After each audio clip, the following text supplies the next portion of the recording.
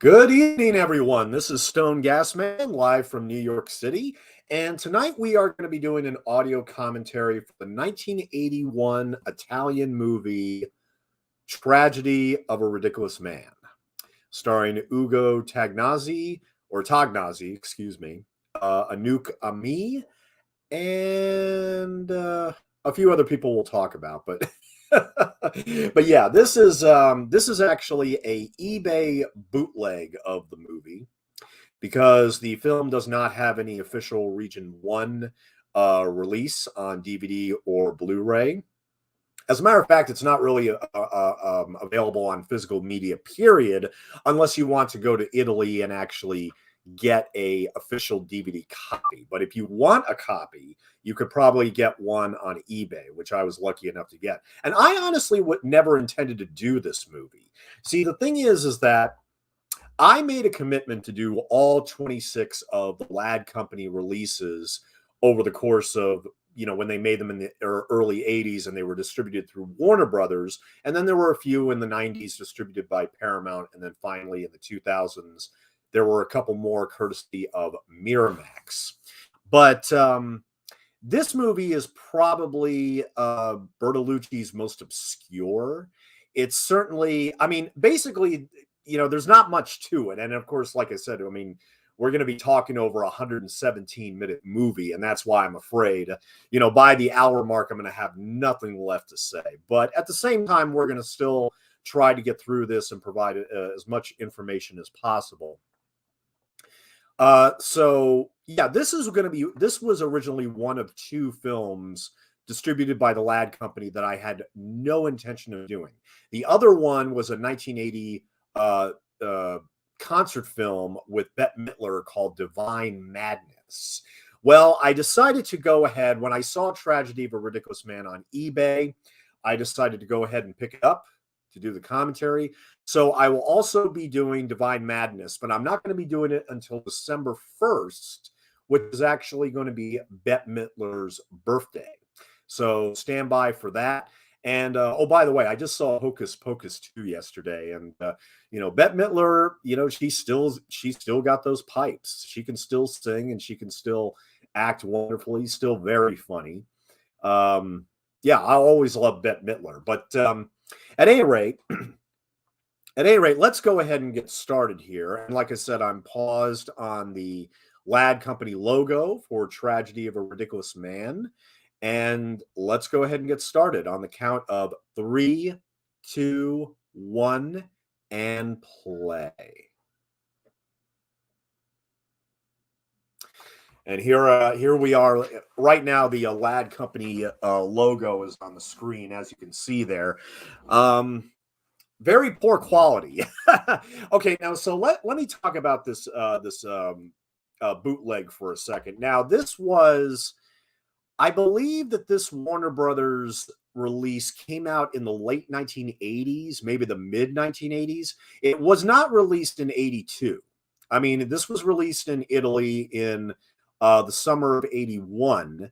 It actually premiered at the Cannes Film Festival, La Tragedia di un uomo ridicolo. This premiered at the Cannes Film Festival in 1981. And it actually won Ugo Tagnazzi a Best Actor award. He won the Best Actor award at the Cannes Film Festival for this. And he's really the only reason to see this movie. Now, we're going to be talking a lot about Bertolucci over the course of this movie because I'll be perfectly frank, I'm not a fan of the guy. Not a fan of him. He's considered one of Italy's great filmmakers. I don't know if I would put him up there with Sergio Leone or even Pier Paolo Pasolini. But at the same time, look, he is considered one of the great Italian directors. And I've seen 4 or 5 of his movies, and quite frankly, I find them either boring, uninvolving, or a waste of time. Maybe with one exception. Maybe with one exception, and we'll get to that when we get to it. But here we have on screen, we are introducing the actor Ugo Tagnazzi in the lead role here. And let's see.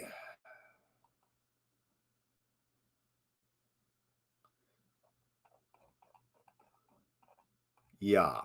Okay. Ugo Tagnazzi plays the character of Primo, specifically Primo Spagliari. That's his name. Here he is in an office. He's a bit hot. He's been sleeping a bit, and he's just kind of waking up. And you know, his, his desk is cluttered with a lot of crap. And now for some reason, this bootleg is having difficulty playing. It's actually kind of slowing down a little bit, but it's still playing okay. Hopefully, we can get through this commentary. Well, see, and the thing is, I was going to mention that if you were going to actually get this on physical media, the only way you could possibly do it, music by Ennio Morricone. The great Ennio Morricone did this, as well as Carlo De Palma, who also shot the movie. So, I mean, we got some good crew members. We got a good cinematographer and a good guy doing the score. Um, okay, now he just received a letter from his son where he calls him the perfect blowhard businessman. It's your birthday. So I forgive you, your loving son. Uh, and he gets a birthday gift, which consists. Okay, and here's Bernardo Bertolucci's written and directed by credit. So the credits are over, and he picks up all this stuff out of this gift, and is like, okay, because he just got a yacht. Apparently, he's now wealthy enough to afford a yacht and everything, and we'll see his villa in a bit to see how much money he actually has. But his son gave him a hat, gave him a pair of binoculars to use when he's out on the water and everything, including a flare gun. Now, a lot of this stuff is actually really inconsequential.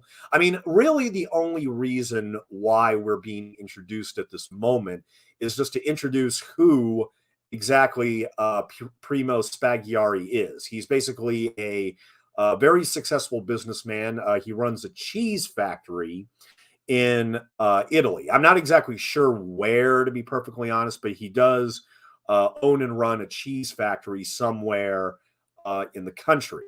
And here he is going up to the mirror saying, "What a stupid, let out the mainsail." Oh, he's so anxious to get on his boat and start cruising around that, he obviously has some kind of an ego and everything. And like I said, Ugo Tognazzi may have won Best Actor at the Cannes Film Festival, but honestly, his character is so unlikable and bland that it really even reduces him. It reduces him to be the one good thing in this movie, and even then, I don't necessarily see why he won that award at the Cannes Film Festival. Now, of course, they take a lot of international films, and Bertolucci is obviously beloved in the international film community. This film, on the other hand, this ship is my cheese factory. Yeah, he's walking around the cheese factory right now. Very happy. He's got his binoculars, got his little sailor cap on, and he's just dreaming about going out on the ocean, while at the same time just walking around on the roofs of the cheese factory. People are, his workers are saying happy birthday to him and everything. Now, while he is wearing his binoculars, he said, "Oh yeah," he says, "You don't miss a thing with these binoculars." Yeah, exactly right. And he sees some of his workers. They're a lot of what the cheese they make is Parmesan cheese. I don't know if that's the exclusive cheese that they have, but yeah, I mean, obviously, Italians love their pasta. They love their Parmesan. And so, naturally, there would be cheese factories all over the country. And, here we see some of the workers in the fields. He's got his, now he's looking upon a woman where, he says, tight ass. It was smiling at me and I smiled back. He does have a voiceover for this movie where he does talk about it. Now, this is the basically the exciting incident of the movie, which is supposed to be, around we're now at the 7-minute mark. Right before the 10-minute mark, we're going to catch the exciting incident, which draws us into the story, which is he witnesses his son being violently chased and kidnapped by political terrorists, as we will eventually be told later on. Now, and here he is. He has his binoculars and his hat that he just got from his son, and now he's witnessing his son coming out of a red Mini, and he's trying to get away from these political terrorists, these guys in black. They chased him into a bush where obviously he's trying to hide from them, and his father is up on the roof of the cheese factory, basically witnessing all this. There's his son in white. He's being beaten, and the father actually shoots the flare gun, which gets their attention, and but they grab him, put him in the car, and they speed away. And so now the question is, okay, what the hell just happened? Uh, Seriously, what the hell just happened? He just witnessed his son being kidnapped by two guys or three guys in black, and we have no idea. Really, I mean, all we did was witness this, and Ugo is now probably thinking, like, what the hell just happened? My son gets kidnapped, and there he is with his face in his hands and everything. He can't believe what the hell he saw.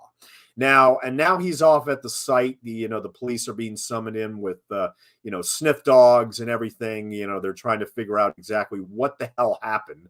Is there any evidence that was left at the same time? Now, let's go ahead and talk about the star for a minute, because aside from the director, he's really the biggest draw of this movie. And here again, I don't think he's a bad actor. I think in this film he's actually pretty good. But the thing is, his character is such a lout. He drinks. He doesn't really pay attention to his wife. He's a beautiful French actress, by the way, played by Anouk, who's on screen right now. Obviously, absolutely concerned, trying to figure out what's going on. Ugo Tagnazzi, he was an Italian director, actor, and screenwriter. Here he is talking right here.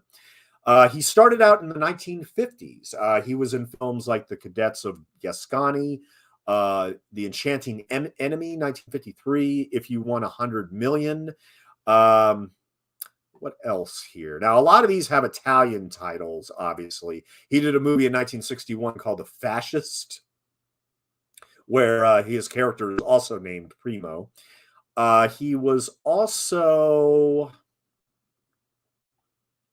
He was in Barbarella. That's probably the first big recognizable title in his resume. Barbarella was that sexy sci-fi movie with Jane Fonda, and it opens up with her having a striptease in outer space in zero gravity, which is actually quite remarkable to see. The rest of that movie is actually really boring, but that opening with Jane Fonda is pretty cool. So he's in that. Probably his biggest film. His biggest film didn't really come until, I thought it was.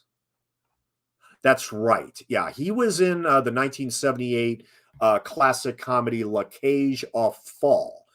He played Renato Baldi in that movie. He was the star. And it was a comedy film directed by Edouard Marliano, based on Jean Poirot's 1973 play of the same name. And Ugo Tagnazzi and Michael Serrault play a gay couple operating a drag nightclub in a French resort town. This was the first adaptation of Poirot's play. And of course, most Americans will recognize that plot as being from the 1996 film The Birdcage, with Robin Williams, Gene Hackman, Nathan Lane, and Dion Weist, which would come out about 18 years later. But La Cage aux Folles was such a huge hit. It made $20 million on a $1 million budget. And eventually it spawned a couple sequels, a second film and a third film. And that was released in 1978, pretty much a few years right before Tragedy of a Ridiculous Man. He was also in the 1980 anthology Summer Lovers, which is actually primarily known as having Gene Wilder in that. And the movie he made right before this, the movie he made right before Tragedy of a Ridiculous Man, was La Cage aux Folles 2, which, needless to say, was not nearly as successful as the original film. And then in 1985, he did La Cage aux Folles 3 with The Wedding.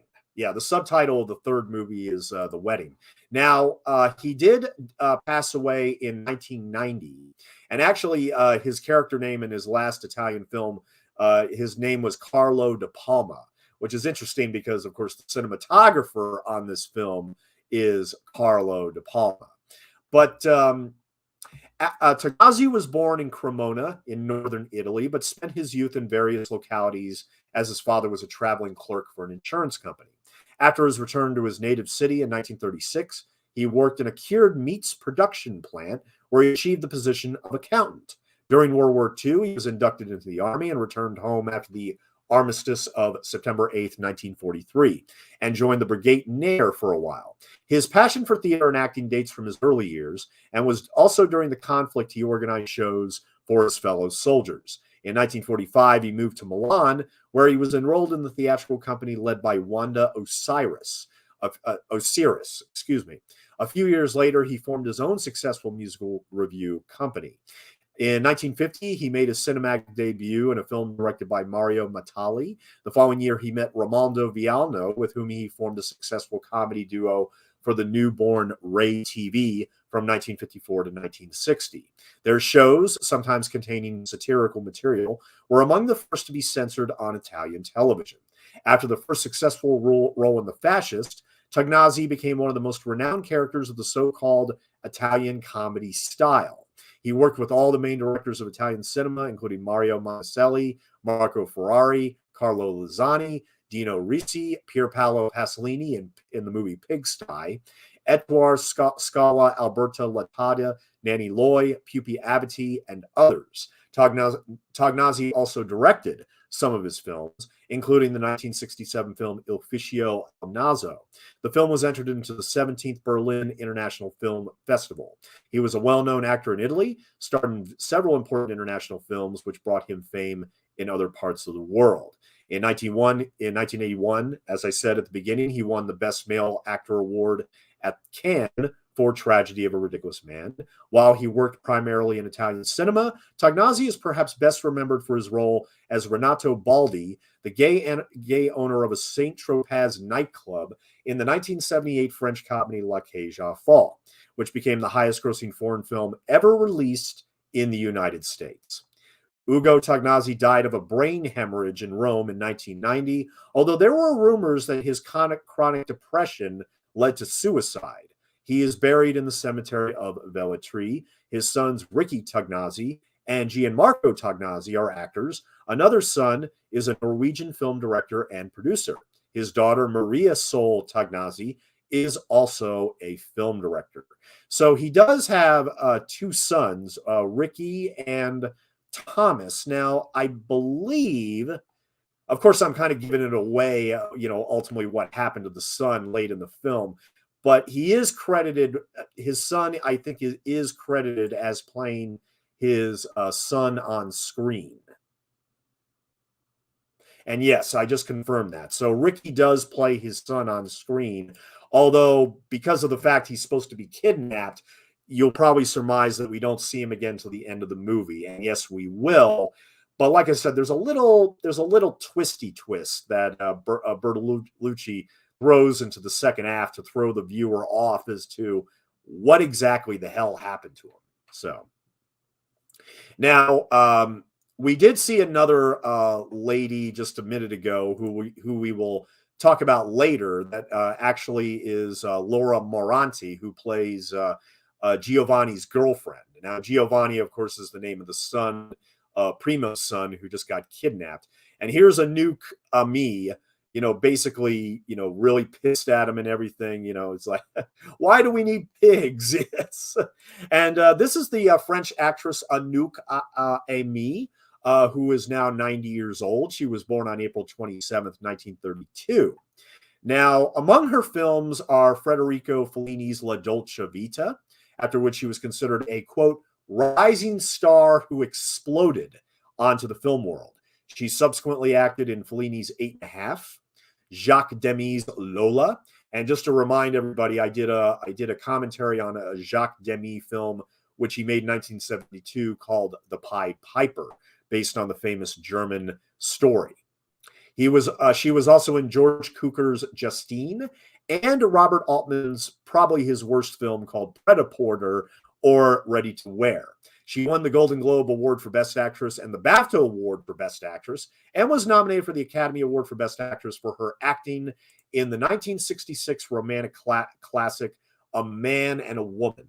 Like Ugo Tagnazzi to L'Acacia Fall, Anouk Aimee is in one of the most famous French films ever, which is A Man and a Woman, which came out in 1966. It was followed by two sequels, one in 1986 called A Man and a Woman 20 Years Later, where she was in fact reunited with Jean-Louis Trintignant and writer-director Claude Lelouch.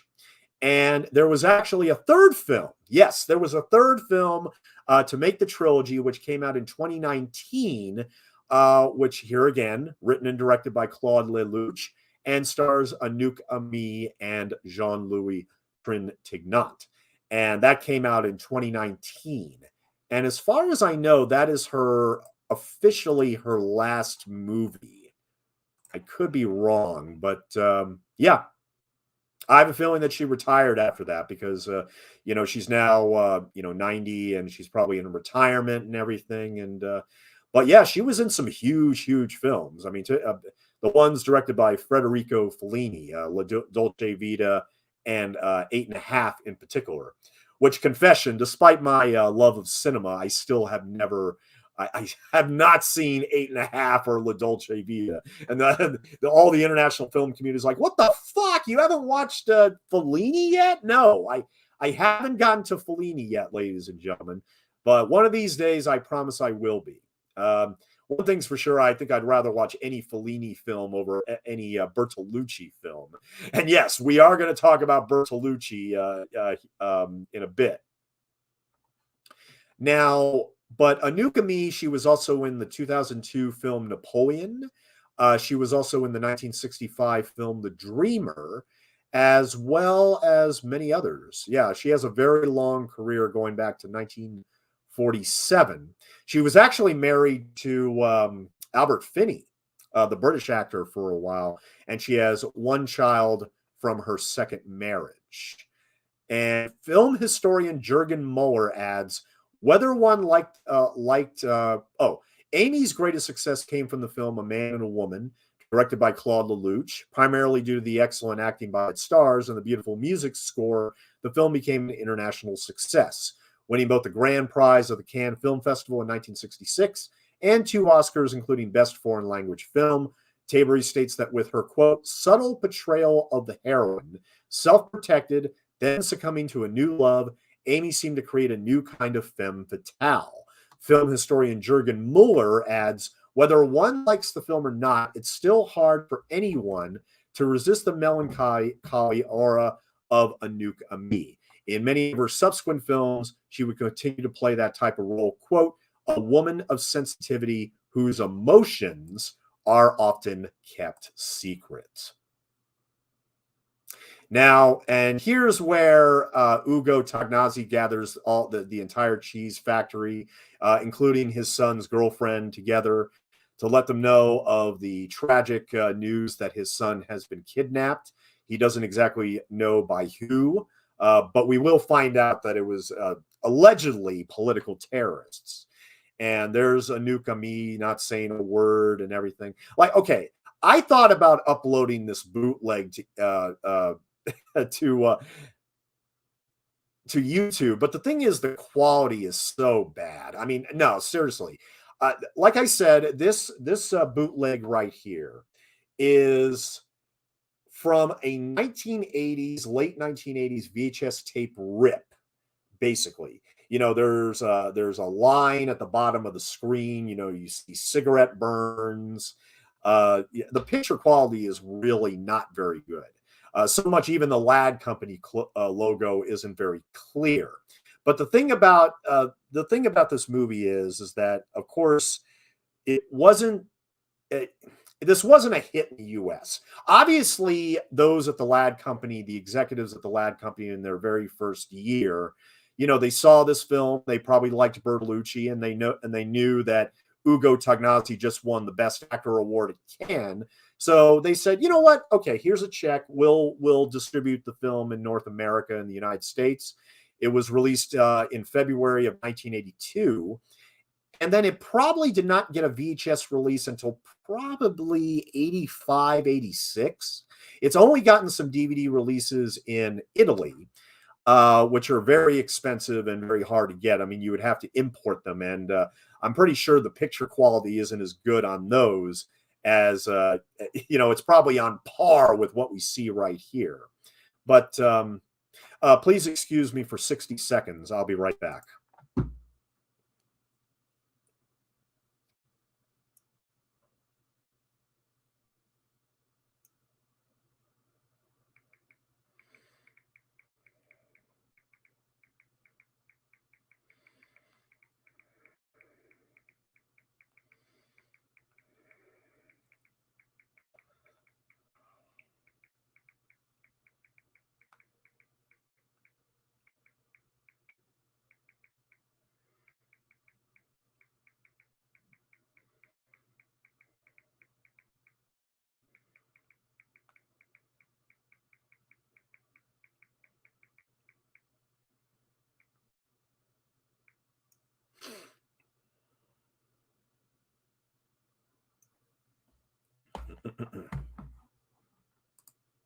Yeah, sorry about that. I just had to take a quick break here. Okay, now let's talk about the other female lead of this movie. She's on screen right now. Very sexy woman who, by the way, this film has a PG rating. And pretty much the only thing about the PG rating is that this actress right here, who plays the girlfriend of the son who was kidnapped, her name is Laura Moranti. And the only reason why this film has a PG rating is because near the end of the movie, she takes off her sweater and reveals her gorgeous breasts for maybe 60, maybe 90 seconds. I mean, they're very big and they're on screen for quite a few moments. And the funny thing is that, of course, a lot of people would think, well, wait a minute. I mean, this didn't get an R rating. Well, the truth is that the PG-13 in the United States did not exist at this time. There was only PG and R, and X and G, obviously. But this is the funny thing is, I always laugh when movies like this are getting get a PG rating, because the thing is that, seriously, how many kids are going to watch this movie? None, unless some of them actually tells them, it's like, oh, I saw this Italian movie with my dad last night, and like there's this woman that shows her huge tits near the end. And in fact, Ugo Tognazzi actually uses those words. It's like, oh, those beautiful tits, He actually says that. I wonder if it was improvised or if it was actually in the script, but that's the thing. The only reason why a Tragedy of a Ridiculous Man has a PG rating is because of the fact Laura Morante shows her breasts for about a minute. And she basically just sits there, she basically just, is almost like modeling for somebody or whatnot. But yeah, she actually shows her breasts for like a full minute. And they are big. They are big and they are beautiful. I will say that. Now let's go ahead and talk about Laura Moranti, because here she is. Oh, I just saw a picture of her at the 2017 Cannes Film Festival. She looks almost exactly the same. I don't know. She looks almost exactly the same. But okay, so she was born in Santa Fiora, province of Grosseto, Tuscany, the daughter of a lawyer and playwright Marcello Moranti, who's the son of Irma and Francesco Lamanco from Sicily, and brother of the novelist Elsa Moranti. Laura's mother is Maria Bona Palazzi. Originally a dancer, Moranti started her acting career on stage at 18 years old in the theatrical company of Carmelo Bean. She made her film debut in Aghetti Samarti, directed by Giuseppe Bertolucci, whose brother would direct the second film in which Moranti would appear, Tragedy of a Ridiculous Man. So this is actually her sophomore film right after the 1981 movie Sweet Dreams, written and directed by Nanni Moretti.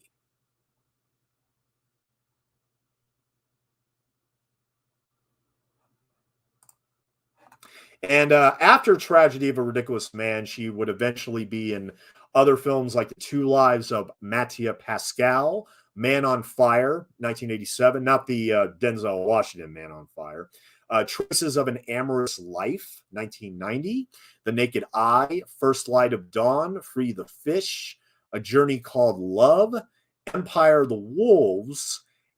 She was in a movie called Moliere in 2007. And then finally, she did a version of Romeo and Juliet in 2013. Yeah, she was actually in the 2013 film version with Haley Steinfeld, to be perfectly honest. She played Lady Montague. Yeah, she played Lady Montague in the 2013 version of Romeo and Juliet, which, to be honest, I never saw that. And the last film that she did, which is going to be announced any time now, is the film Across the River and Into the Trees. Not exactly sure when that comes out, but it's a 2022 film written by Peter Flannery and directed by Paula Ortiz, based on the 1950 novel the same name by Ernest Hemingway. The film premiered at the Sun Valley Film Festival on March 30th, 2022, and Laura Moranti has fifth billing. The star of the movie is actually Liev Schreiber, and it also has Matilda DeAngelis, Danny Houston, and Josh Hutcherson. And Laura Moranti is billed fifth. So that will be out sometime this year. If you're an Ernest Hemingway fan, that's something to go ahead and check out. Absolutely. Now, okay, so on screen right here, Anouk Aimee, the mother and wife to Ugo, just found a letter, and she's reading it right now. Dear Mama, tell Papa to get 2 billion liras. If you want to see me alive, have the money ready. Instructions will follow. Giovanni. And as you can see, he wrote the letter directly for his mother, not his father. And that's something to keep in mind while this story goes on. And as Ugo Tagnazzi deals with this dilemma that he's in, does he actually liquidate all his assets and close the cheese factory forever so he can pay off the ransom? Or is it possible that the whole thing is staged, that the whole thing is a hoax? And he doesn't really consider it a hoax at this point, but as the film goes along, and as the people that are closer to Giovanni than his parents, even, they start acting very oddly, very strangely. I mean, they have very odd excuses for, what exactly happened to him, or where, what led to this, basically, because apparently, according to the maid, he had a lot of friends come in out of the house. And this couple, Ugo Tagnazzi and Anouk Aimee, they've garnered so much wealth that they actually own a 13th century villa in Italy. And so it's like, well, 2 billion lira, that'll be, nothing, right? Well, now this is a funny scene in the bank where he tries to get 4 billion for the entire factory on loan. And the guy behind the desk at the bank, and I like how Bertolucci actually shoots this at an angle where everything is crooked. And basically, Ugo is all pissed off that he was only offered 300 million for all the unsold stocks. And now Bertolucci is setting the camera straight now. I'm not sure if he did that just to emphasize Ugo's anger or whatnot, but I don't really see what the point of that was. I mean, but he literally just changed the tilted the camera back to a straight position when it was at a crooked angle before. Maybe he was drunk that day. I don't know. Because like I said, with Bertolucci, okay, fine. We're going to get into Bertolucci here because honestly, I consider him one of the most overrated filmmakers in the history of cinema. And that's just my opinion. Okay. I'm sure that there's many, many people that love Bertolucci's work and still watches it. I mean, he passed away in 2018. He only passed away 4 years ago. And I know that he's considered one of the great filmmakers in Italian cinema. Well, let's go through his filmography real quick because I'll be perfectly honest with all of you. Aside from maybe one or two, there's really nothing here I'm interested in. And even the ones I've seen, I'm not interested in returning to. So let's go ahead and get started with the career of Bernardo Bertolucci, because chances are this will be the only Bertolucci film I ever do a commentary for. And and I just want to get everything out right now as far as how I feel about him, how I feel about his films, and ultimately what I think about this film. Because, I mean, yeah, I had a weird experience watching this. But okay, so in 1962, Bernardo Bertolucci made his directorial debut in a film called La Camera Secca, literally known in English as The Grim Reaper. Although the Italian title is literally translated as The Skinny Gossip, but in English, the title is The Grim Reaper. It's a 1962 Italian film written and directed by Bertolucci, based on a short story by Pier Paolo Pasolini. Now, Paolo Pasolini, of course, is another one of the great Italian directors. I actually have his trilogy of life, a trilogy from Criterion, which includes the Canterbury Tales, the Decameron, and Arabian Nights. I've actually only seen two of those films. I still haven't seen Arabian Nights yet, but excuse me.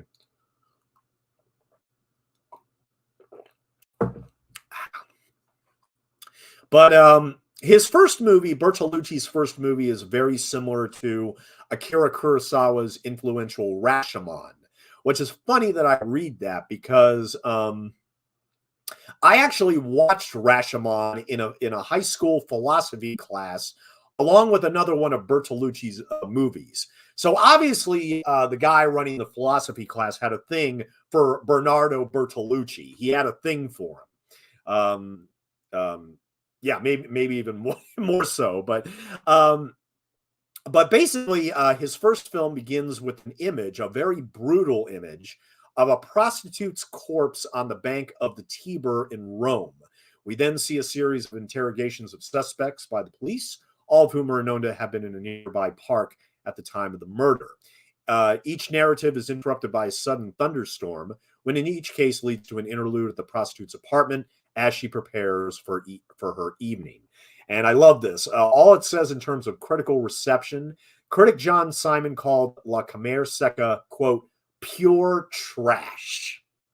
Not exactly what you want to hear when you make your first movie, right? But he called it pure trash. In 1964, Bernardo Bertolucci would make his second film, Before the Revolution. It stars Adriana Asti and Francesco Barilli and is centered on, quote, political and romantic uncertainty among the youth of Parma.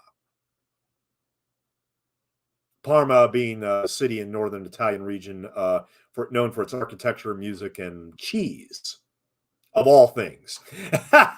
It premiered on May 9th, 1964 at the 17th Cannes Film Festival during the International Critics Week.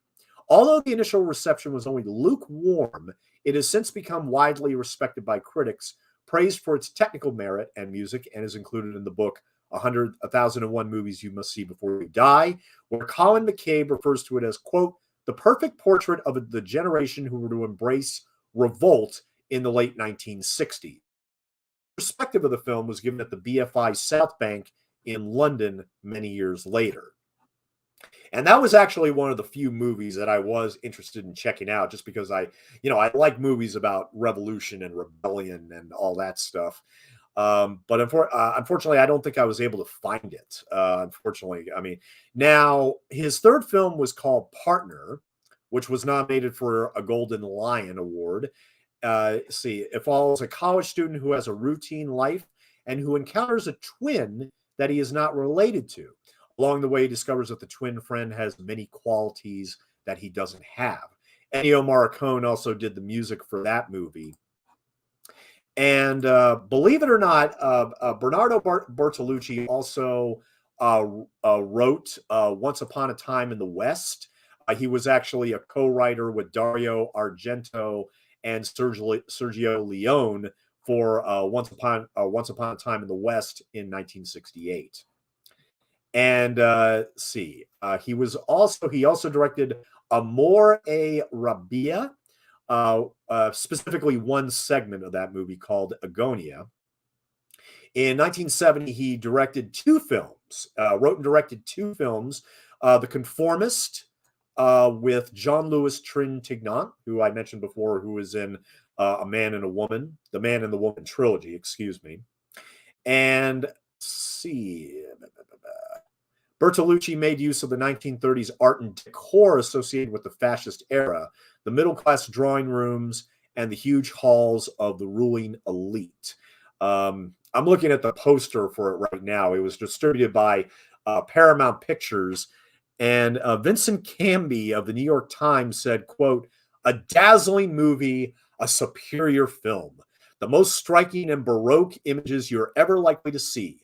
A rich, poetic, cinematic style. Loving depiction of all the details of upper middle class decadence." I'll pass. I'll pass on that. The other film that Bertolucci directed in 1970 was called The Spider's Stratagem, made for television political mystery drama. The screenplay is based on the 1944 short story Theme of the Traitor and the Hero by Georg Louis Bourgeat. The film stars Giulio Diulo Broghi and Alida Valli and follows the son of an anti-fascist martyr who travels to his namesake's father's hometown, uncovering secrets of his father's past in the process. Now, as you basically have learned up until this point, that a lot of Bertolucci's films have political themes or political subtext to them. That was something that he returned to over the course of his career. Now we've reached 1972.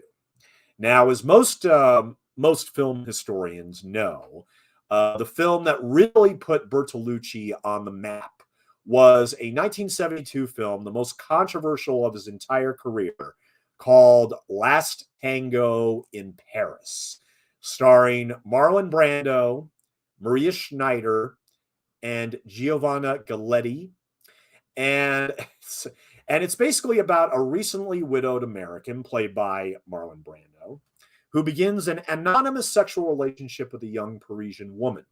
It premiered at the New York Film Festival on October 14th, 1972, grossed $36 million in its original U.S. theatrical release.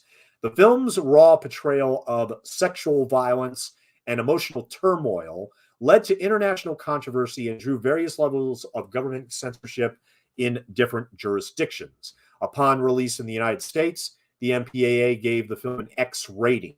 United Artists Classics released an R-rated cut in 1981, and in 1997, after the film became part of the Metro-Goldwyn Library, the film was reclassified as NC-17.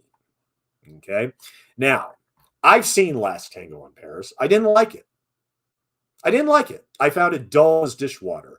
Now, I saw it when I was a teenager. So, and I'm not going to lie that part of me wanted to see it just because of, the controversial and sexual elements of the movie. But honestly, I hated it. I think I hated it when I saw it. The thing is that Bertolucci said that he developed the film from his own sexual fantasies. Now, that alone is enough for most people, I think, like, no thanks. No, I do not want to see a movie about a director's sexual fantasies. I don't care if there's a great actor like Marlon Brando heading it. But, quote, he once dreamed of seeing a beautiful nameless woman on the street and having sex with her without ever knowing who she was. Well, that's in a billion movies. That was the central idea that pushed the story forward in 10, directed by what's his name of all the Pink Panther movies. Now his name escapes me. But no, I mean, even in the Eric Romer movie we saw earlier this year, Love in the Afternoon, that idea has been used in so many movies, and I think that some directors get a little carried away with an idea like that. But Maria Schneider, the female star, the female lead of said that her role in the original script was intended to be played by a boy. Okay. An art lover, Bertolucci drew inspiration from the works of the Irish-born British artist Francis Bacon for the opening sequence. According to American artist Andy Warhol, The Last Tango film was based on Warhol's own Blue Movie film released a few years ago in 1969. After the film's release, criminal proceedings were brought in Italy against the film for, quote, esasperato pansessualismo fine esse stesso, quote, aggravated gratuitous pansexualism. The final segment of the Court of Appeal, delivered on January 29, 1976, ordered that the film be seized by the Censorship Commission and that all copies be destroyed. Scriptwriter Franco Arcali, producer Alberto Grimaldi, director Bernardo Bertolucci, and Marlon Brando were each given suspended sentences of 2 months imprisonment. Yeah, this actually happened. Now, this is the reason why, of course, Superman, the Richard Donner Superman film, was not shot in Italy as it was originally intended. Because originally, the Salkinds, they hired director Guy Hamilton, who had directed the James Bond films like The Spy Who Loved Me and Goldfinger, and that they were going to make the Superman film in Italy with Marlon Brando. But Marlon Brando would have been thrown in prison. And also, on top of all that, the director, the Goldfinger director, Guy Hamilton, had some kind of tax-exempt status where he can't leave England for more than 30 days or something like that. So they decided to move the production back to the United Kingdom. I'm sorry, I screwed it up. Apparently, Guy Hamilton couldn't be in England for more than 30 days. That was the deal. So he couldn't direct the movie. So that's when Ilya Salkin's wife, she saw The Omen and went to the Salkinds and said, hey, how about this guy, Richard Donner? He could probably direct Superman.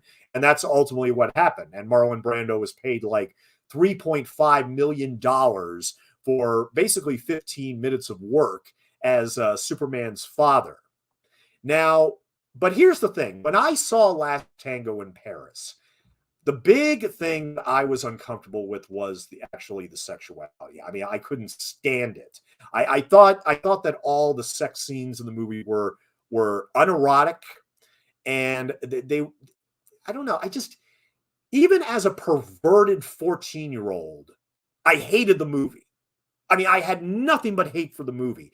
And as I've read more about the controversy, I never want to step foot with that film again. I don't give a damn how many critics say it's one of the greatest films or it's a masterpiece or whatever. No. I'm not listening to any of them. And that largely is due to the fact that there is, in fact, a very infamous rape scene in Last Tango in Paris. The film contains a scene in which Paul anally rapes Jean using butter as a lubricant. While the rape is simulated, Schneider has said the scene still had a tremendously negative effect on her. In a 2006 interview, Schneider said that the scene was not in the script and that, quote, when they told me, I had a burst of anger. Woo! I threw everything, and nobody can force me to do something not in the script. Key word is force.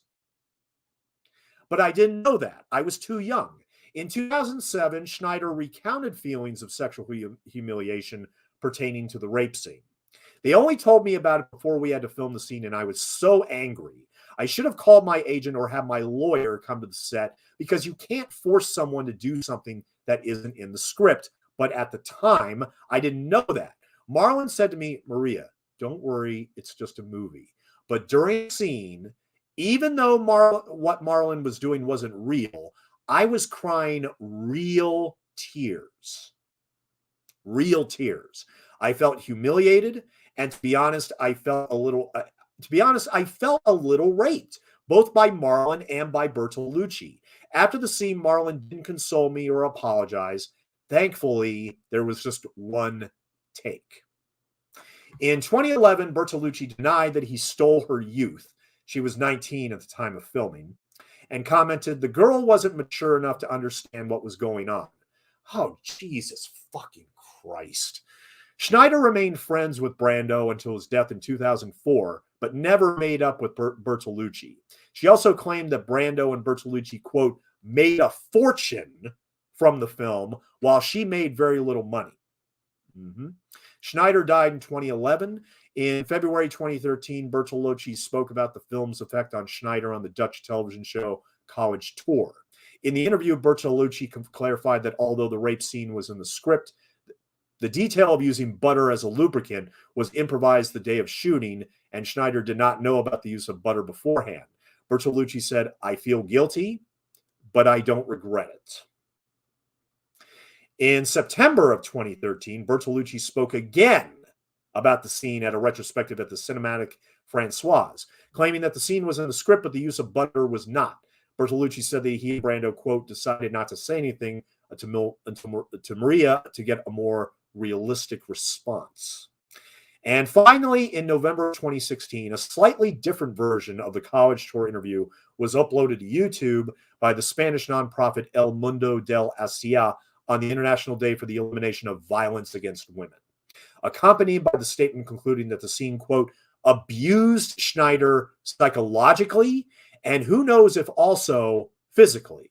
This gained attention when Yahoo Movies writer Tom Butler wrote an article about it, prompting several celebrities to condemn the film and Bertolucci, and a number of newspapers picked up on the story, reporting that Bertolucci had confessed to Schneider being raped on set, prompting Bertolucci to release a statement clarifying that a simulation and not an actual intercourse took place.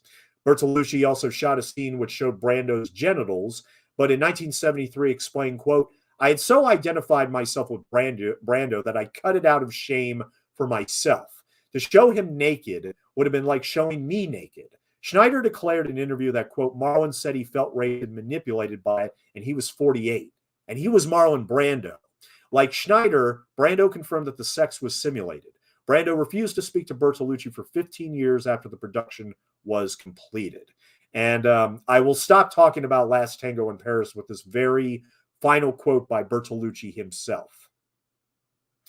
I was thinking that it was a dialogue where he was really answering my questions in a way. He's talking about Brando. When at the end of the movie, when he saw it, I discovered that he realized what we were doing, that he was delivering so much of his own experience. And he was very upset with me. And I told him, listen, you are a grown-up, older than me. Didn't you realize what you were doing? And he didn't talk to me for years. So, needless to say, Last Tango in Paris, I think, has gone kind of been reassessed in recent years. And now it's not considered as daring and provocative and quote unquote brilliant as it once was. I mean, I saw it as a teenager and I saw nothing in it. I saw nothing but, disgusting sex scenes and filth. And like I said, Brando is great. Brando is an awesome actor, but what the fuck was he doing in this movie? I mean, he was like, oh yeah, I just lost my wife, so I'm just going to have this fling in Paris. And that's all it is. That's all it is, having a fling with this anonymous fling with this 19-year-old Parisian girl. And that I saw nothing, absolutely nothing in it. Nothing. I mean, granted, that's just my memories, but, I was appalled by it. I was absolutely appalled. I mean, look, as a 15-year-old, I'd rather watch hardcore pornography. It's just, don't give me all this crap.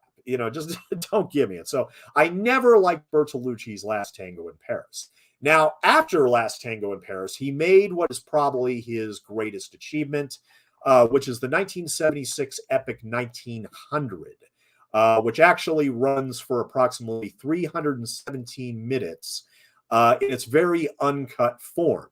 It's basically a 5.5, 6 hour movie starring Robert De Niro, Gerard Depardieu, Dominique Sanda, Laurie Betty, Stefania Cassini, Alan Shearer, Sterling Hayden, Romeo Valli, Stephanie Sandra, and Donald Sutherland, and finally Burt Lancaster. Set in Bertolucci's ancestral region of Emilia, the film chronicles the lives and friendship of two men, played by De Niro and Depardieu, as they witness and participate in the political events between fascism and communism that took place in Italy in the first half of the 20th century. The film premiered out of competition at the 1976 Cannes Film Festival. With a runtime of 317 minutes in its original version, 1900 is known for being one of the longest commercially released films ever made. Its great length was led to its being presented in two parts when originally released in many countries, including the United States.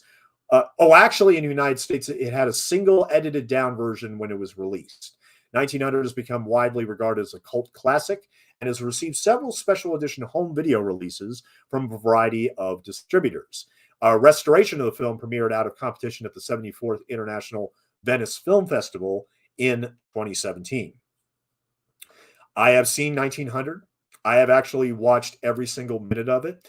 Like Warren Beatty's Reds, it's just not an easy film to sit through. I mean, even if you are interested in all the Italian politics and the period in which it took place, I mean, honestly, I mean, when I finished watching it, at least from what I remember thinking, you know what, that was a gorgeously made movie, but it's too damn long. I don't give a damn about the politics. And honestly, I mean, after watching it, I just said to myself, you know what? I don't think I can sit through this again. And that's not even a slam on the film itself, because I thought at the time, well, yeah, I mean, this is pretty good, but I have zero reason to see it again. So I never went back to it. But you know what? If I was probably going to watch any Bertolucci movie today, any one of them, it would probably be 1900. It would probably be 1900. But you know, and some people would probably be comfortable calling it one of the greatest films of all time. I'm not one of those people. Absolutely not. In 1979, after 1900, he directed La Luna. Now, La Luna is a film that, okay, it stars Jill Clayburgh. And the film concerns the troubled life of a teenage boy and his relationship with his parents, including an incestuous relationship with his opera singer mother.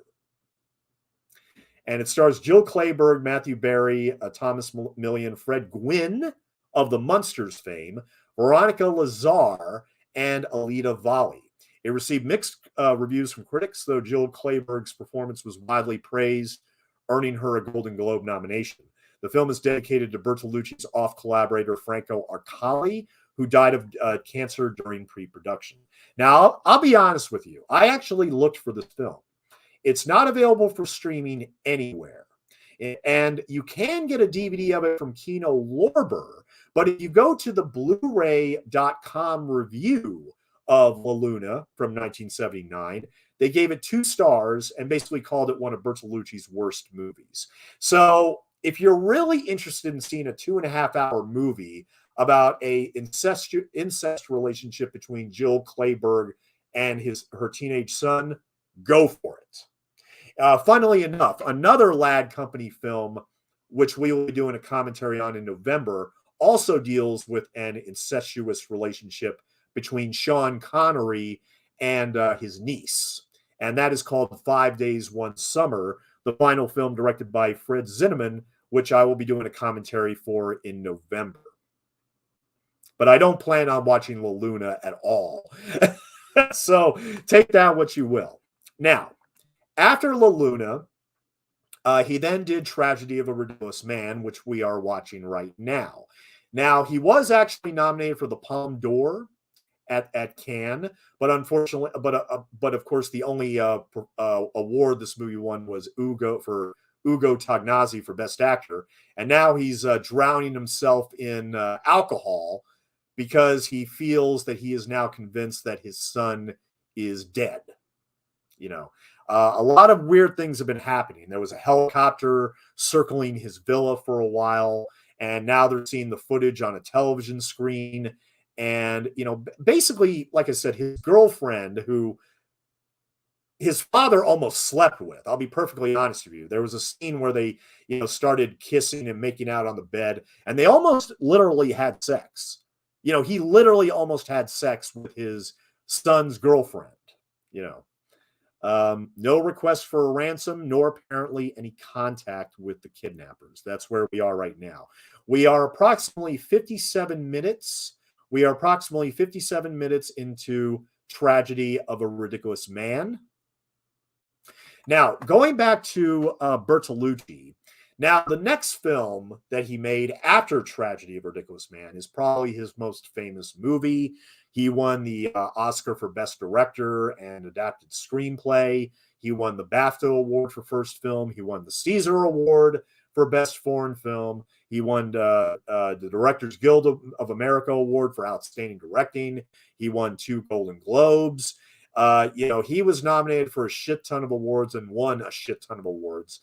And that would be for the 1987 Best Picture winner, The Last Emperor, about the life of Puyi, the final emperor of China, directed by Bertolucci from a screenplay he co-wrote with Mark Peploe, which was adapted from Puyi's 1964 autobiography and independently produced by Jeremy Thomas. The film depicts Puyi's life from his ascent to the throne as a small boy to his imprisonment and political rehabilitation by the Chinese Communist Party. Here again, pretty much all his films, deal with politics in some way, shape, or form. It stars John Lone in the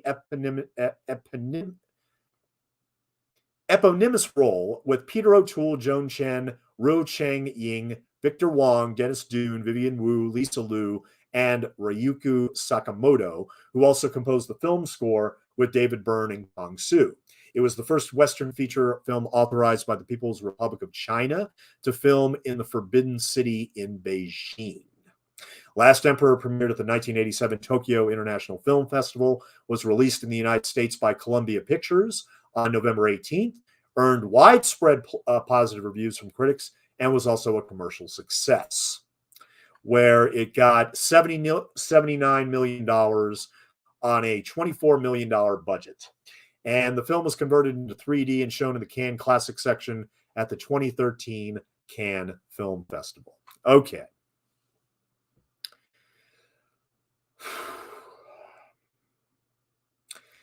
My parents illegally recorded The Last Emperor, and it was kind of a staple in our VHS collection. But while my parents loved it, I didn't. Now, look, with all due respect to China and its people, with all due love and respect to China and its people, I had absolutely zero interest in the life of Puyi. And some will call his life very extraordinary.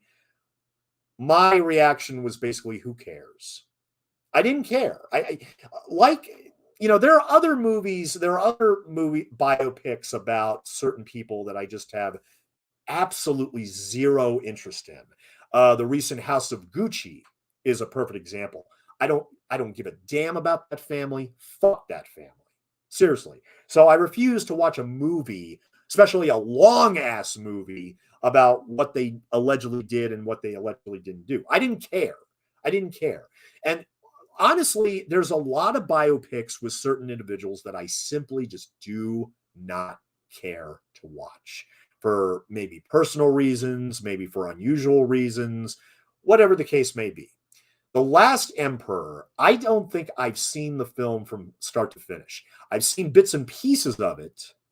I have seen, certain sequences in terms of like the Forbidden City. And, I was immediately, transported to something like Gandhi or something, where I completely understand from everything I've seen from Last Emperor why it won that many Oscars. Personally, I think it won way too much. It won 9 Academy Awards that year. And that's one of those years where I think, man, Last Emperor just took too many of them. It just took too damn many.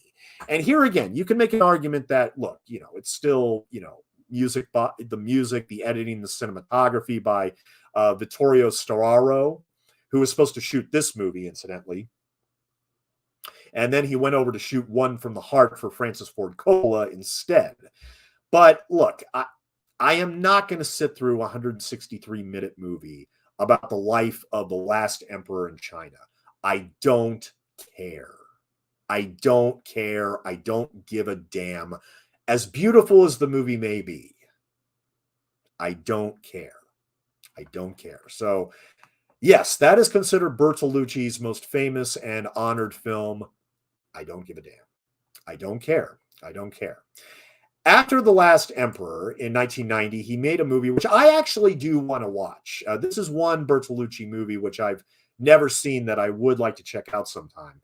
But the name of it is The Sheltering Sky, 1990 British-Italian drama film starring Deborah Winger and John Malkovich, based on the 1949 novel of the same name by Paul Bowles, about a couple who journey to North Africa in the hopes of rekindling their marriage, but soon fall prey to the dangers that surround them.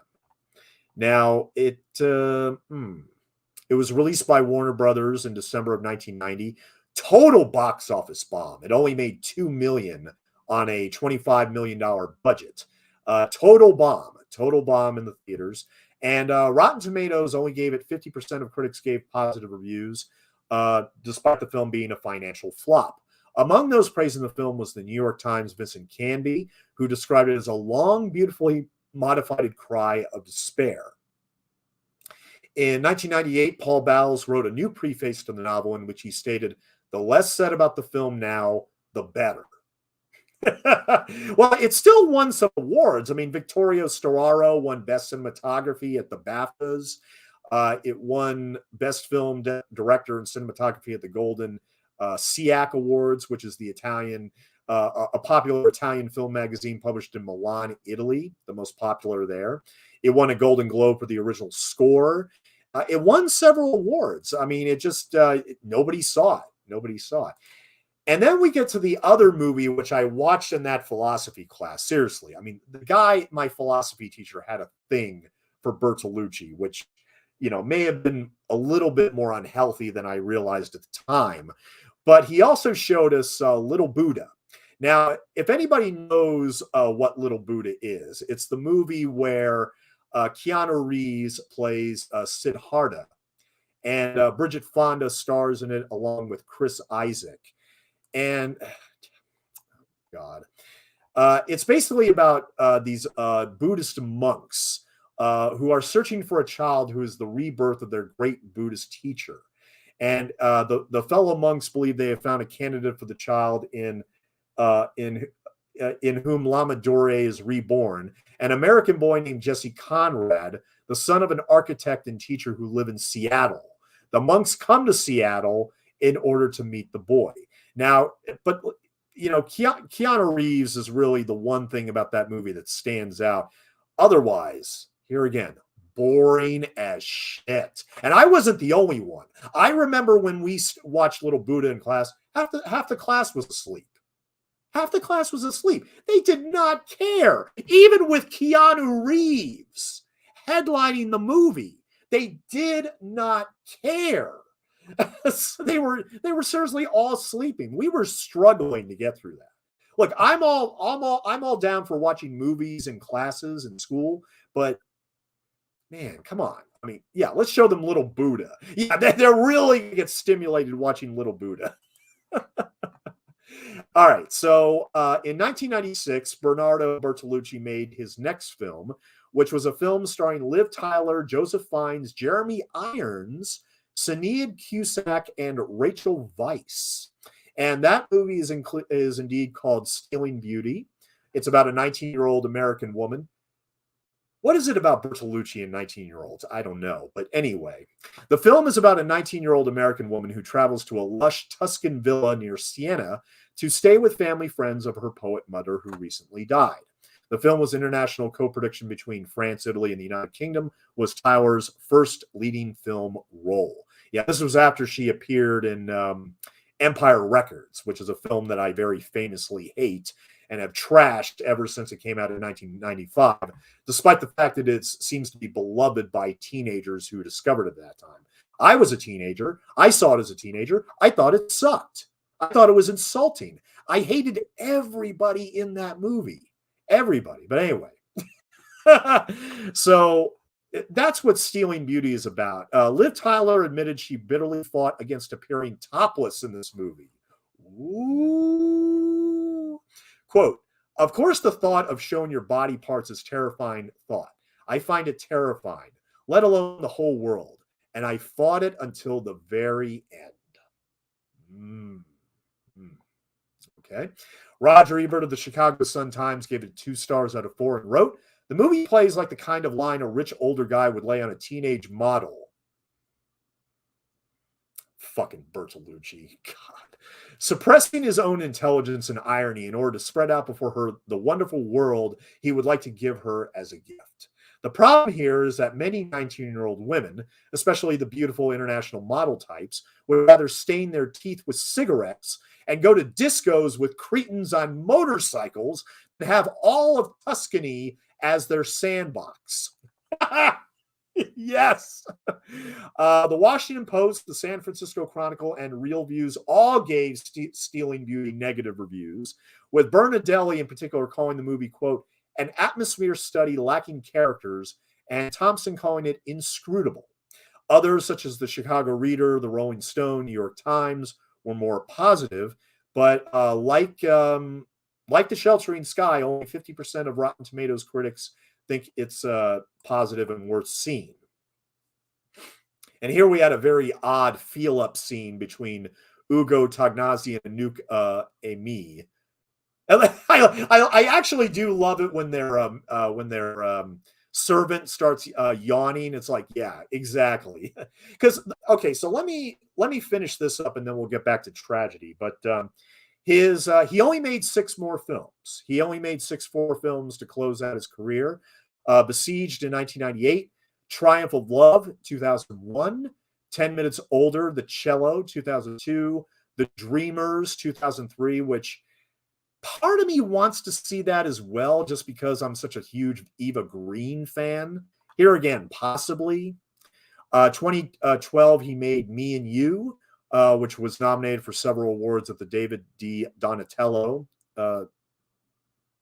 And his very last film, at least that he didn't direct it, but he wrote and produced it, and it came out in 2021, several years after his death. It's called The Echo Chamber. And he also directed several documentary features, including Il Canal, La Salute y Malata, La Adio Enrico Berlinguer, and 12 Registry per 12 Cita, all in the 60s, 70s, and 80s. And some final notes here. Grand Officer of the Order of Merit of the Italian Republic of Italy under proposal of the Council of Ministers. Gold Medal of the Italian Medal of Merit for Culture and Art of Italy, for having been able to combine poetry and great cinema as in the history of Italian cinema, for having known how to make different cultures and worlds dialogue, remaining strongly rooted in the culture of your country, for having been able to represent with passion and courage the political, social, and cultural history of the last 100 years. Master's degree honoris causa in history and criticism of arts and performance at the University of Parma. Bernardo Bertolucci is one of the greatest and recognized filmmakers in the world, not by me. His cinema is a reference point for entire generations of directors, has thrilled millions of viewers, also arousing extensive cultural debates. Okay, I don't think arousing was the proper word to use in that description, but anyway, that have gone well beyond the film industry and is the subject of significant historical and theoretical studies published in all the major world languages. Okay. So there's the life and career of Bernardo Bertolucci for you. And as I said before, there's a couple movies that he's made that I wouldn't mind watching, but for the most part, all the films I've either disliked or were disillusioned by. The only one that I'd be willing to sit through again would probably be 1900, except for the fact that it's like 6 hours long. As a matter of fact, let me just say real quick, as a counterpoint to 900, as a counterpoint to Bernardo Bertolucci's 1900, I highly, highly, highly recommend all of you out there to check out this 2003 film called The Best of Youth, La Meglio Giovantu, which was directed by Marco Tullio Giordana. It came out in 2003, and it runs approximately 366 minutes in the theatrical version. So basically, it is 6 hours long, and it's about a half hour longer than 1900.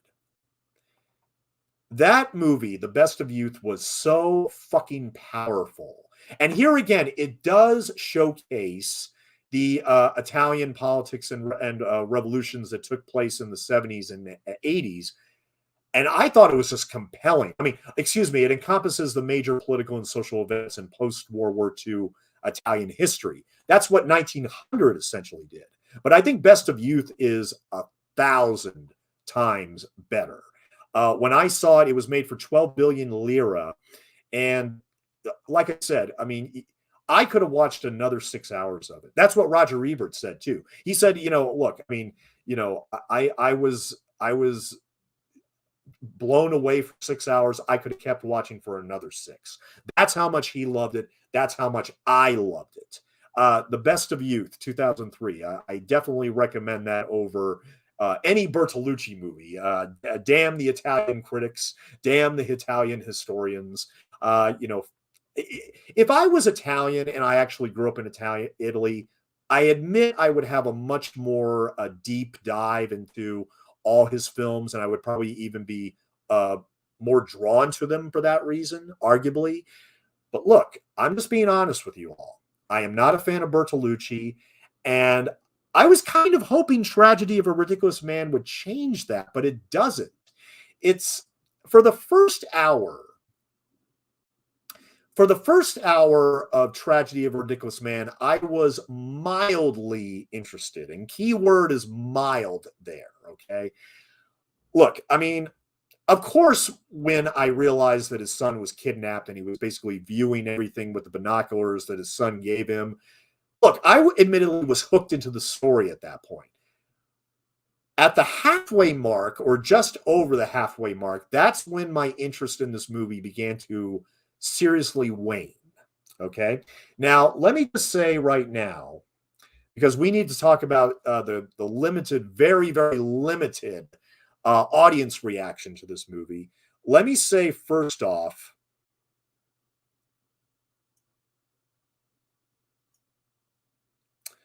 bring this up real quick. Leonard Maltin, in his annual movie and video guide, he gave Tragedy of a Ridiculous Man 2 stars out of 4. And I think that is a most appropriate rating for the movie. Disappointing drama about cheese manufacturer Tagnazzi coping with son's alleged kidnappers by political terrorists. Alleged kidnapping by political terrorists, excuse me. Bertolucci seems to be commenting on modern social and familial stresses and upheavals, but his message is incredibly muddled. Yeah, I definitely agree with all that. I most definitely agree with all that. And I do think that this movie is probably like a 2 star out of 4 movie. I'd rather watch Police Academy. I mean, as negative as I was on the Police Academy movies, I'd rather watch Police Academy 1 and 2 again over Tragedy of a Ridiculous Man. And look, and I said this already once before, but look, Ugo Tognazzi is probably the only memorable thing about this movie. I could even, if I don't want to sound like a pervert, but I would also give it to for what's her name that actually shows her breasts at the end. But still, I mean, the scene is so odd and also downright off-putting that it's just, even if you were a perverted 12-year-old, oh, believe me, you would fall asleep long before that scene comes up. You would, I mean, if anybody knows about this scene, it's probably Mr. Skin. Probably has it mentioned on his website. But look, I mean, she took her sweater off and, Ugo Tognazzi looked and commented. I looked and commented. Sue me. Look, but still, considering all the creepy things that I've read about Bernardo Bertolucci over the years, yeah. And of course, I'm sure the Italian film community will be the first ones to come to his defense and say, well, you just don't understand Italian cinema. You're not understanding what Bertolucci is thinking and talking about. Well, look, visually, some of his movies are great, but, I would attribute that more to the cinematographer. He uses some great music in a lot of his movies. Now, here's one of the rare instances where we actually inside the cheese factory and we actually see people making the cheese. It's not much to talk about except for the fact I was wondering if we were ever going to see a sequence with all the operations. I do like this thing where where this is the milking plant, and on either side of the doors that they raise up are the front end of the cow and the back end of the cow. And the cow is basically just looking in your direction as you're about to open the doors. I kind of like that little touch.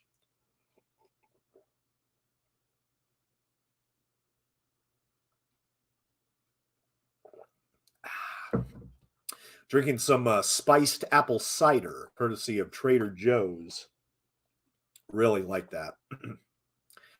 So we are now approximately 1 hour and 17 minutes and 40 seconds into Tragedy of a Ridiculous Man, and we have approximately 40 minutes left to go.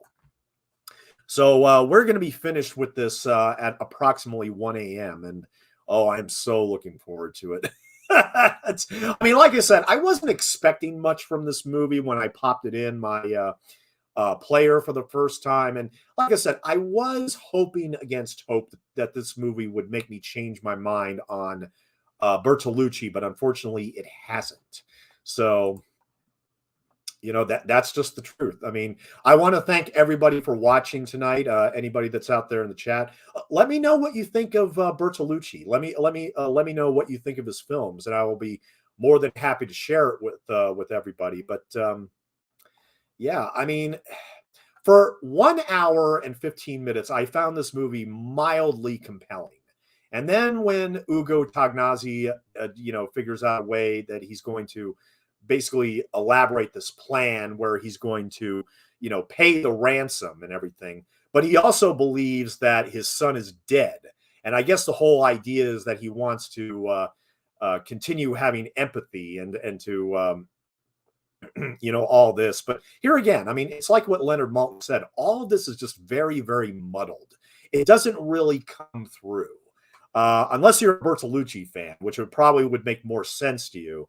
But yeah, honestly, this is a quintessential example of a 2-star movie. It really is. The story is very, very weak. It doesn't really, despite the twist at the end, it doesn't really go anywhere.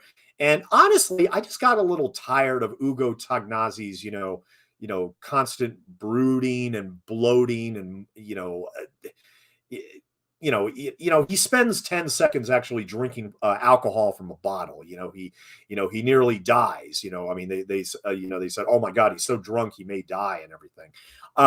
Let me talk about the actor that plays the son's friend right here, who we haven't talked about yet.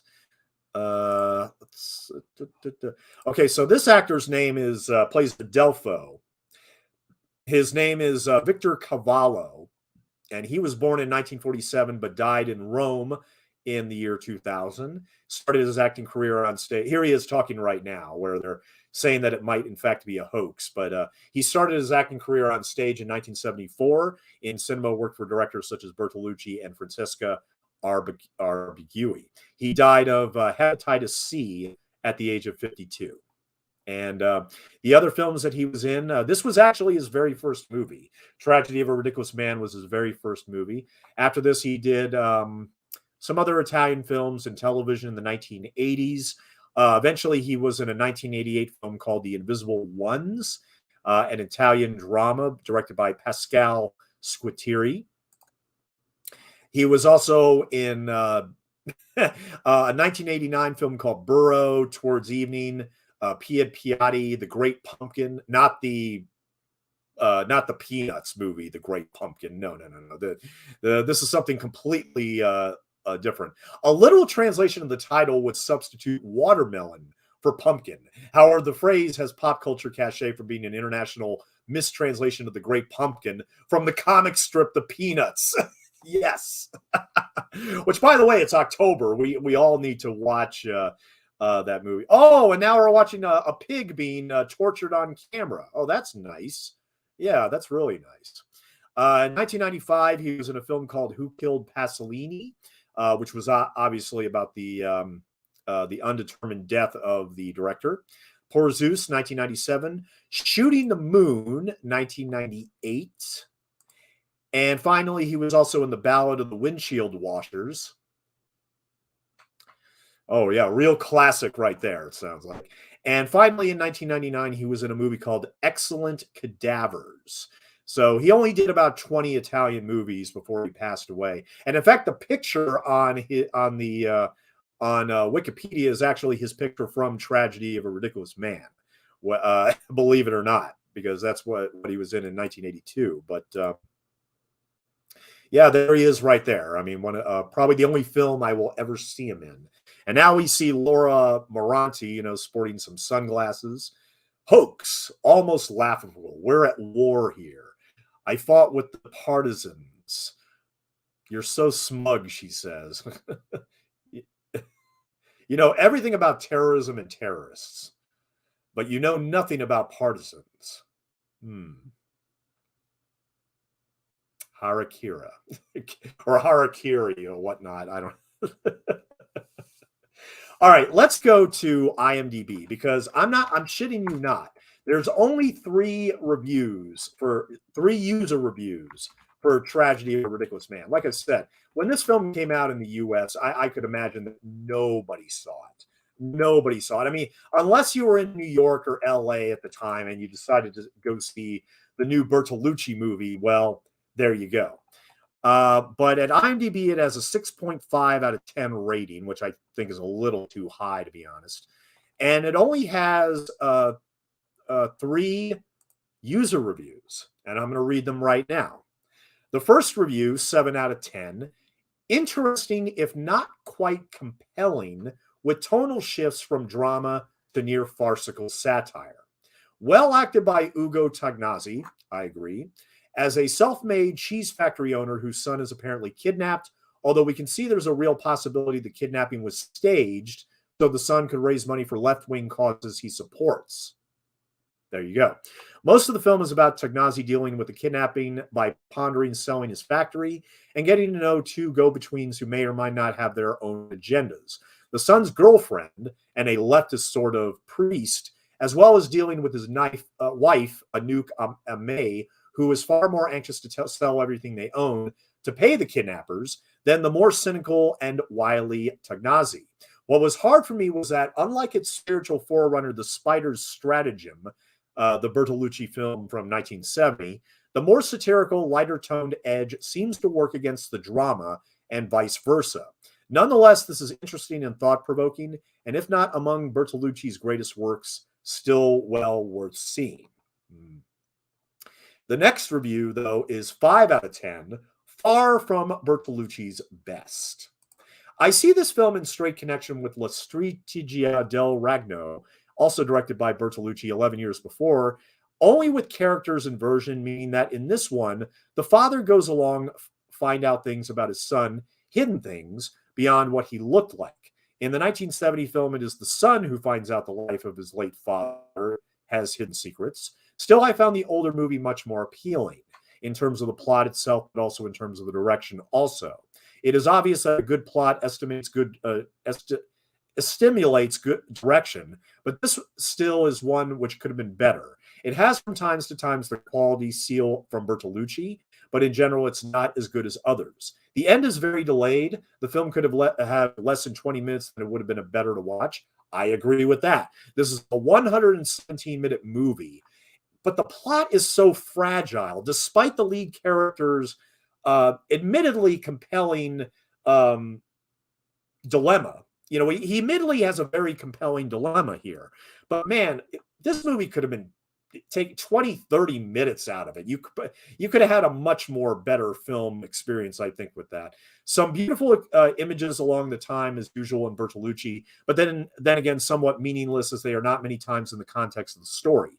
Though the film touches some important issues, such as terrorism in Italy's 1980, also interesting in exploring how a man can, quote, use the blood of his own son just to get himself out of a difficult financial position.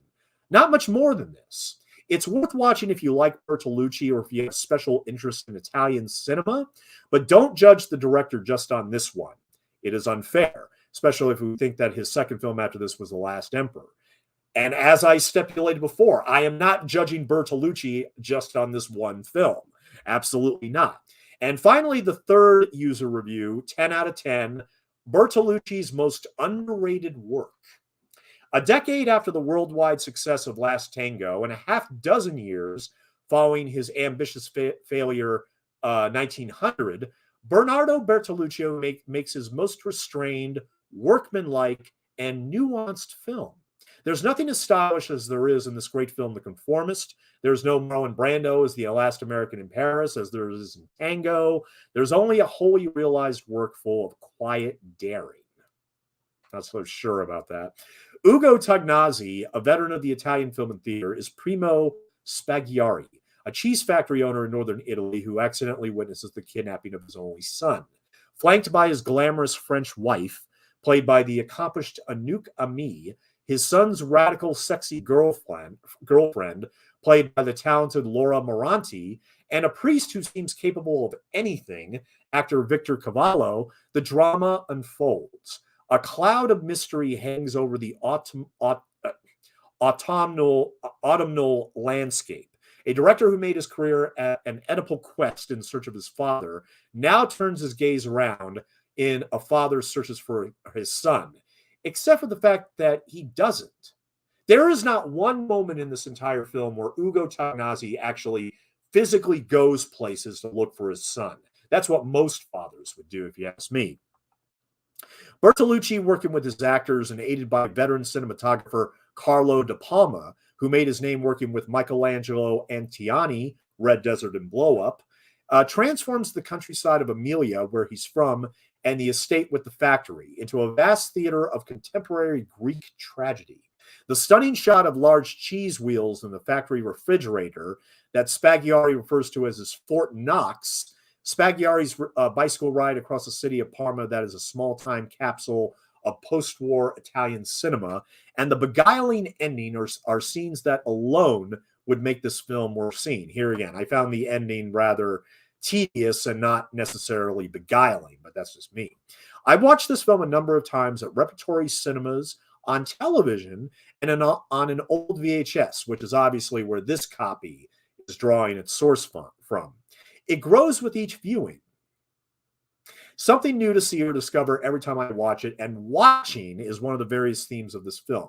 It's a major crime that such a film is not on DVD or Blu-ray in North America. Well, you know what? Look, if Kino wanted to release Tragedy of Ridiculous, well, actually they couldn't, because Tragedy of a Ridiculous Man, from what I understand, is owned by Warner Brothers, because basically back in the 1980s, the Ladd Company basically was its own company that produced these movies, but Warner Brothers, but the offices were actually at the studio, actually in the Warner Brothers executive offices. So Ladd Company had their own offices right next to Warner Brothers.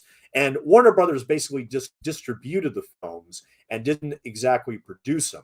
And after a few years, I think Warner Brothers got a little tired doing that, which is actually kind of understandable. I mean, Alan Ladd Jr., who, like I said, I'm doing all these commentaries in honor of Alan Ladd Jr.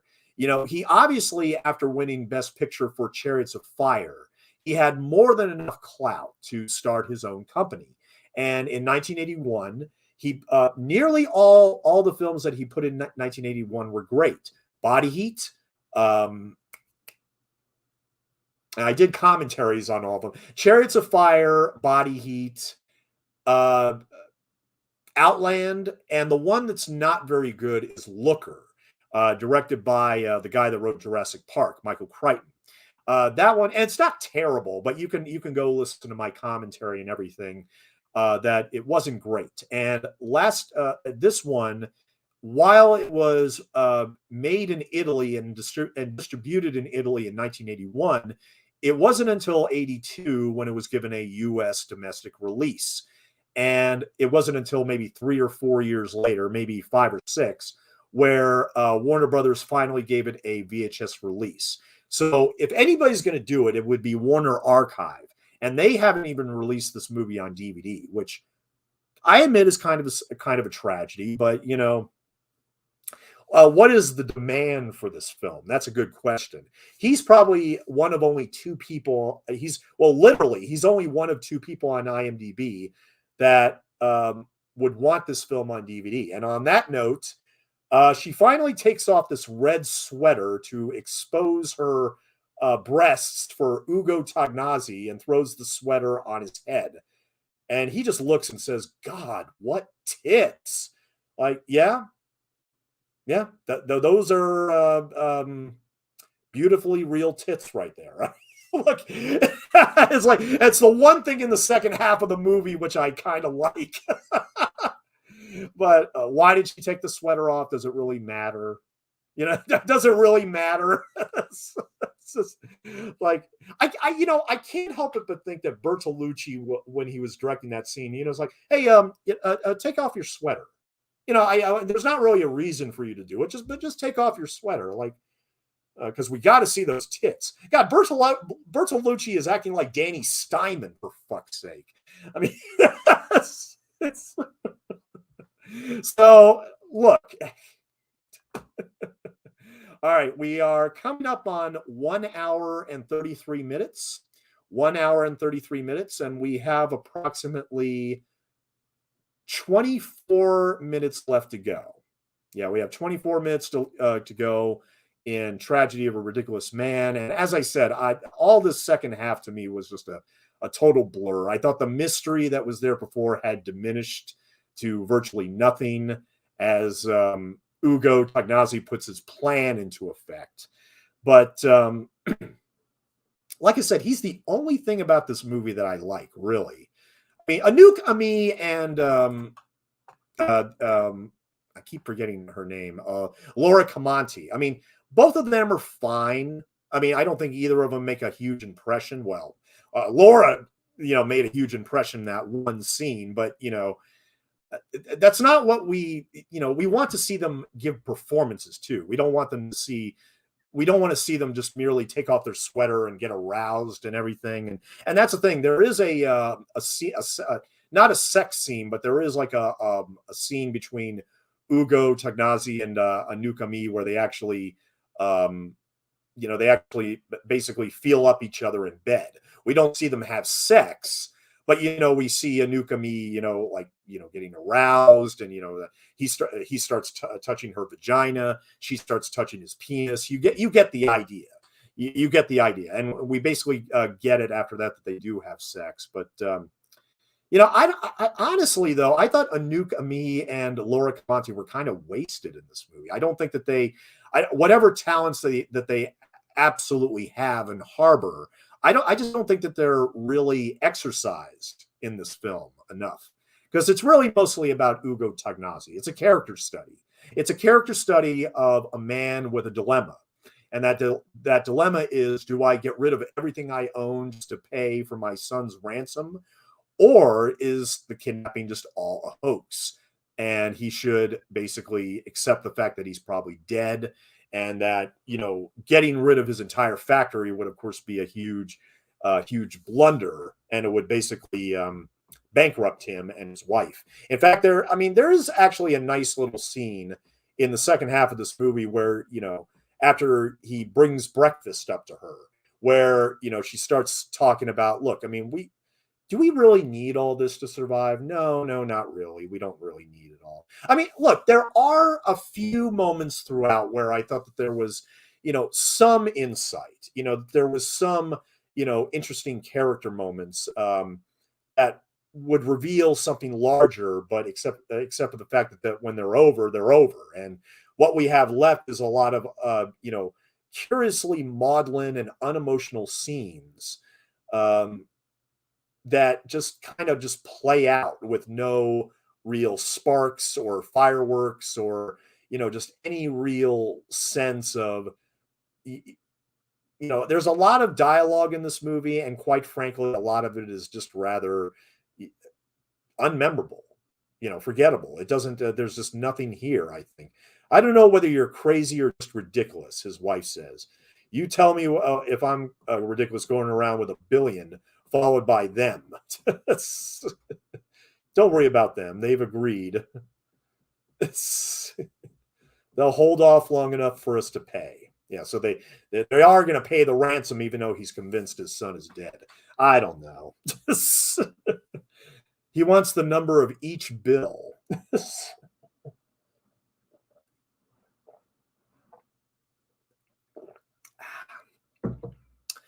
So now, see if there's anything else here that needs to be. I'm surprised I actually got this far with Tragedy of a Ridiculous Man. I'm surprised I actually made it this far. But what else here? Give me just 1 second.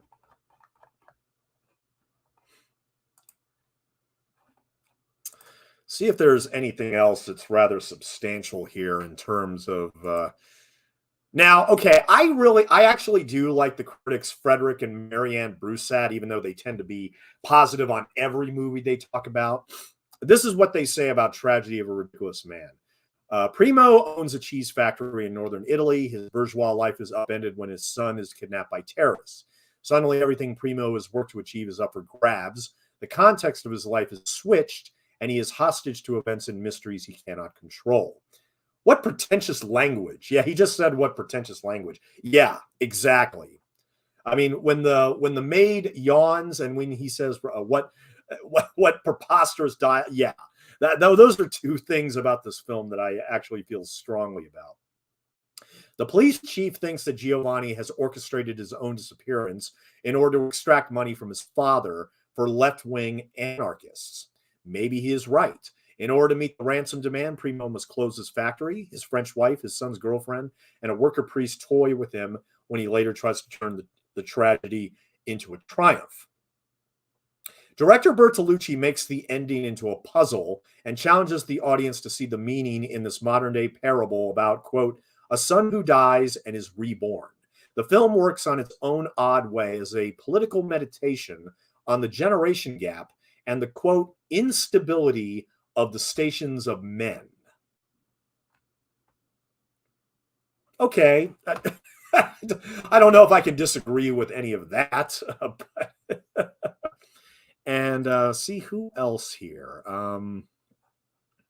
There's really not a lot written about this movie. I mean, seriously, I pretty much, shared everything that's really shared. Oh, wow. Okay. Derek Winnert at derekwinnert.com. He gave this movie 4 stars. He gave it its highest rating.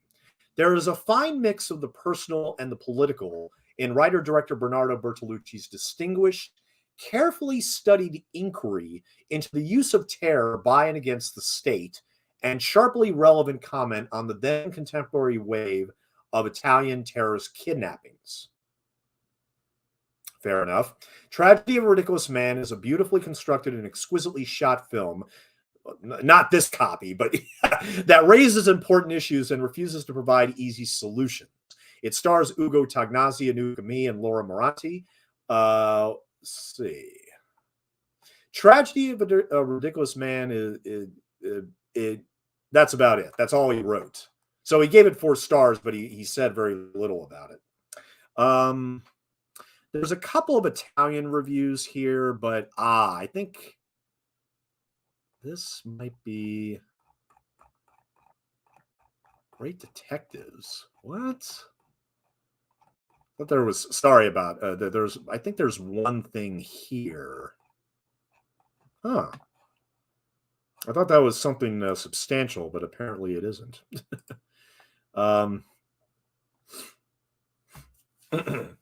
According to Fernando F. Croce, Bernardo Bertolucci has a properly honorific note to open on, the aftermath of a birthday bash with a few extra gifts for the slumbering industrialist Ugo Tagnazzi, cap and binoculars and flare pistol for the new yacht. Ridiculous, but with style. Ex-peasant and wartime partisan pushing 60, yet still shaking a leg with rock and rolling maids, the self-made cheese tycoon, factory and son Ricky Tagnazzi were born together. From the rooftop of one, he witnesses the kidnapping of the other. A militant and local leftist groups, a red roadster rolling into a cornfield, a $1 billion lira ransom. The mother is ready to sell everything for their boy. Meanwhile, the father suspects he's already dead and schemes to save the business. Oedipus in the Brigade Ross era, quote, either too much respect or too much contempt. The comedy of disenchantment, autumnal colors in a formulation of capitalism and terrorism. Besieged by mysterious girlfriend Laura Moranti and the theologian in the pig yard, a worker priest, Strategia del Ragno reversed, Bertolucci in a reflective mood, warm and caustic, a fake Pissarro and a genuine ligaboo at the villa. The police captain offers a cosmic appercue before tripping over the furniture. Moneyed fogies at the club in the woods, an impromptu aria, and a perforated suitcase, youthful activism, and patriarchal guilt, like the milk that hardens into cheese. Above all sincerity, morals come later, quote unquote. The snowbound discotheque sets the stage for the miracle of the resurrected sun. And we're going to get to that in a minute. Well, we're getting close to the sun finally making his appearance in the last 15 minutes here. The snowbound discotheque sets the stage for the miracle of the resurrected sun, new wave sounds and old band tunes, and a little detail from La Camera Seca, cinematography by Carlo De Palma, with Olympia Carlisle, Margherita Chiari, and Renato Salvatore. Okay. So, I mean, there is praise for this film. It's rather minimal, but the people that like it seem to really like it. And let's see. Now, unfortunately, the Italian reviews are not translatable. So, yeah, I think that's about it. We just passed the 1 hour, 43-minute mark, 14 minutes left to go. And I think I'm pretty much done. I can't think of anything else that I could say about this. Well, you know what? I think I will, since we are right near the end, we're about 14 minutes away from the end. Let me just let everybody know every Sunday night, with the exception of one, every Sunday night from now until the end of the year, I will be doing the audio commentaries for the rest of the films in the Lad Company library. And this month in October, I will also be doing on the 23rd, The Right Stuff. I'm finally going to be getting this out of the way. I have the book all ready to go to read by Tom Wolfe. And I will be doing The Right Stuff on Sunday, October 23rd. So please stand by for that. The other big project that I shall be doing this month, aside from all the horror films of 1972, I will be on Sunday, October 17th. Oh, no, 16th. Yeah, Sunday, October 16th. I will be doing Lady Sings the Blues, which is the biopic about Billie Holiday, starring Diana Ross, Billy D. Williams, and Richard Pryor, directed by Sidney J. Furie. And I even picked up the book, the 50th anniversary of the book about Billie Holiday. I will be reading this beforehand. I will also be watching the movie and all the bonus features on the movie beforehand, which includes commentary by executive producer Barry Gordy, director Sidney J. Furie, and artist manager Shelley Berger, and Behind the Blues, Little Lady Sings the Blues, and deleted scenes. And also, let me say that this is not going to be the only Sidney J. Furie movie that I do a commentary on very soon, because I'll be doing this October 16th, but on Veterans Day, I will be doing an audio commentary for Purple Hearts, starring Ken Wall and Cynthia Ladd. Did I screw up her name? I hope I didn't. Cheryl Ladd. Yes. Sorry about that. Yeah, I'll be doing that movie with Cheryl Ladd and Ken Wall, which was also directed by Sidney J. Furie. So I will be reading his book. There was a book that came out a couple years ago about his life and all the films that he made. And so I will be doing 2 Sidney J. Furie films in the coming weeks. Lady Sings the Blues and Purple Hearts from 1984, which is also a Lad Company movie.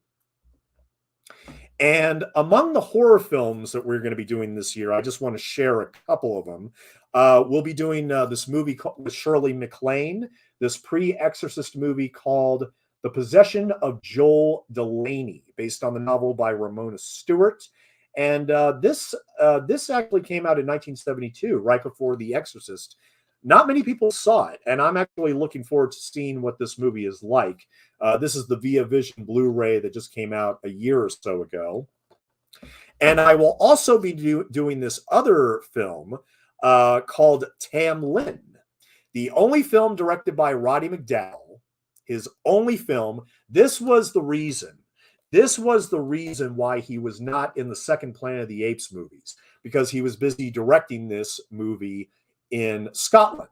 And it's based on a Scottish folk tale about a aging beauty played by Ava Gardner, the wonderful, gorgeous Ava Gardner. And she basically uses witchcraft to keep a group of young jet set friends, including young stud Ian McShane. If you know him from the John Wick movies as the guy in charge of the Continental Hotel, well, you get to see him when he was in his 20s in this film, having sex with Ava Gardner. So, and this film was in fact produced by Alan Ladd Jr. This was a film that he produced in 1972. I will be doing this as a double commentary with another movie, another horror movie that Alan Ladd Jr. Produced called Deathline, which is a British thriller that came out in 1972. So I'll be doing those as a double commentary the last weekend of the month right before Halloween. So there's a little, and then, like I said, you can check out my channel. All the commentaries I'll be doing in the next 2 weeks are listed there. You know, I rarely ever say these words, believe me, but please like, subscribe, hit the notification bell for any of the commentaries that you're interested in. And definitely looking forward to doing all these horror films in 1972, including some rare ones like Lady Sings the Blues, which I've never seen before. And I've actually started listening to Billie Holiday's music and really getting into it. So I'm going to have a lot to say about Lady Sings the Blues when that comes out, particularly about Billy D. Williams and Richard Pryor. And so we are coming up on 1 hour, 49 minutes. Now, this is actually a beautiful shot with all the snow and everything. It's just a shame that it's such a bad copy, a bad VHS copy. But we're at 1 hour and 49 minutes, where we finally see the son, which has been missing for all this time, because he's basically going to use the money, the ransom money, to rejuvenate the factory and everything. So it's kind of a Shaggy Dog joke in a way. I mean, it's not much of a climax, not much of a way to wrap up the story, except for the fact that, you know, it's almost like, forget about the politics. Let's just rejuvenate the factory during a economic crisis. And that's essentially what happens at the end of the movie, so not much of a surprise at the end. I mean, you kind of hope that there was a more exciting ending, like in a movie called, well, I don't like the movie Ransom with Mel Gibson, but you would think of a more of an exciting ending, which, maybe one-on-one between the father and the kidnappers. No. We don't have any of that. We don't have any of that. Well, and that's the thing, because the son basically faked his own kidnapping. And then he started to get, he started to spread a rumor through the priest and his girlfriend that he was dead. So it's just like, at the end, you just kind of ask, well, so what? And look, Italian friends, Italian commentators, Italian critics, look, I'm sure in 1981, this movie had a lot of relevance. I mean, if there were a lot of political kidnappings at that time, then I'm sure this resonated with some people. To anyone outside of Italy, I can see them being just thoroughly disillusioned and kind of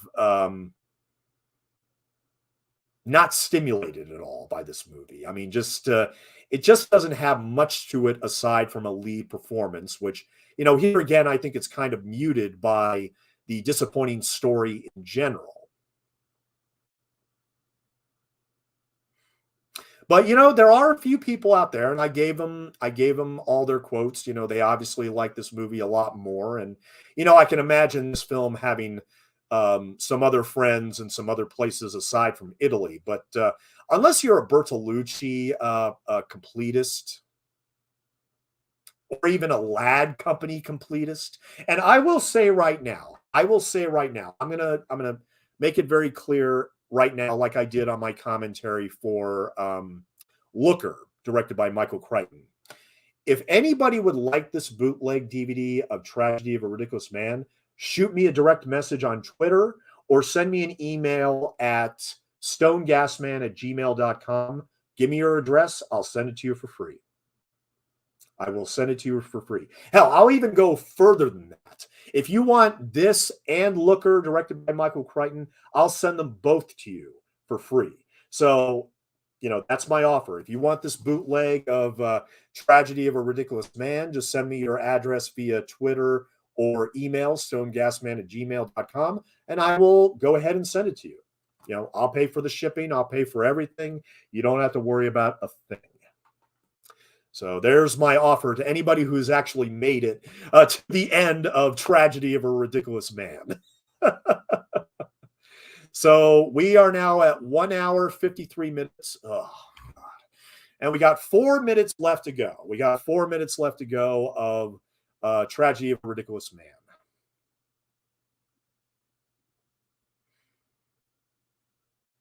Did I drag you or did you follow? Yeah, he's now in some kind of dance hall, which is where he's going to be reunited with his son. And like I said, the son is played by Ugo Tagnazzi's real life son.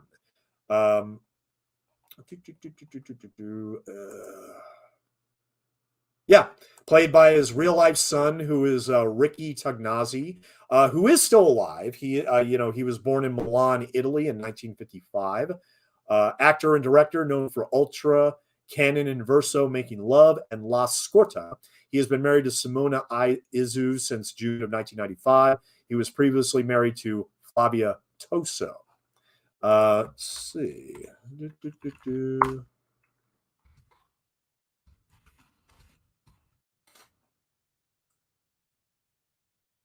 Yeah, so Ricky Tagnazzi is now 67. And in fact, there he is right there. He's dancing with his girlfriend outside the window. Ugo notices, and he's going out to finally be reunited with his son. And there he is right there, dancing with his girlfriend and also with his mother, played by Anouk Aimee, like I said. Among the other movies he's directed include Little Misunderstandings, The Escort, Strangled Lives, Excellent Cadavers with Ugo, and The Good Pope, Pope John Paul the 23rd. And finally, in 2010, he also directed The Father and The Foreigner. As an actor, this was his second movie. As a matter of fact, he made his film debut at the age of 7 in 1963 in an Italian comedy movie called I Mostri, also known as Opiate 67. And obviously, he was in that because of his father. There's father and son on screen right now. His father gives him this scarf to put on, and they are reunited. His father says, let's go home. And he says, no. I haven't been around people for so long. I was shut up for so long that, I haven't been around a lot of people. So the father says, let's get some champagne. We'll go to celebrate and everything. The other movies that he's acted in, Tragedy of a Ridiculous Man was his second film after that 7-year-old debut in 1963. He was also in Petomaniac, Aurora, Copol di Fimun, Fado su Misura, The Family, Time to Kill, Season of Giants, A Simple Story, Sentimental Maniacs, An Ordinary Hero, Thomas, The Best Day of My Life, Good Pope, 9. Oh, he was actually in the musical 9 with Daniel Day-Lewis and Penelope Cruz. And finally, the 2013 film See You Tomorrow with Enrico Brignano and Burt Young. And yes, that is the same Burt Young that was in all the Rocky films. And yes, this is the official ending of Tragedy of a Ridiculous Man. I mean, we are at the end credits right now. Thank you very much for watching with me. And like I said, my next commentary will be for the sequel to The Abominable Dr. Phibes. Wednesday morning at 1 a.m., I will be doing a commentary for Dr. Phibes Rises Again, starring Vincent Price. And as I said before, if you really want a copy of this movie or copyright 1981, The Lad Company, And then it has the credits for the subtitles and synthesis right here. Subtitles were done in Rome, and the subtitle photography was done in Denham, England. Now, one tiny thing that I forgot to mention, just real quick. Lad Company released through Warner Brothers, Warner Communication. The other reason why, I mean, I didn't want to upload this to YouTube because unfortunately this copy, it has that thing where there's white backgrounds and then you can't read the subtitles. So it's kind of a frustrating watch at times. But if you really want this, just send me your address via Twitter or email, stonegasman@gmail.com. I will be happy to send this or Looker to you, written and directed by Michael Crichton and starring Albert Finney. But on that note, thank you for joining me. You all have a wonderful evening, and I'll see you all in a few more days. Take care.